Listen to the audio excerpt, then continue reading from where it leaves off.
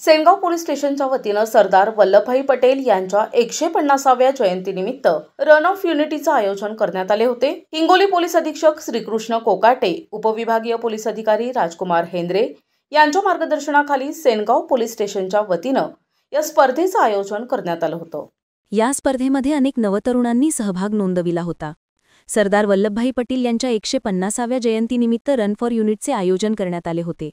Sengaon police स्टेशनचे सहाय्यक police निरीक्षक दीपक मस्के यांनी स्पर्धकांना सरदार वल्लभभाई पटेल व रन फॉर युनिट संदर्भात माहिती दिली। यावेळी सेनगाव पोलीस स्टेशनच्या वतीने सरदार वल्लभभाई पटेल यांच्या प्रतिमेस पुष्पहार अर्पण करून कार्यक्रमाला सुरुवात करण्यात आली। तर प्रथम, द्वितीय व तृतीय क्रमांक पटकावणाऱ्यांना टी-शर्ट, ट्रॉफी देऊन सन्मानित करण्यात आले।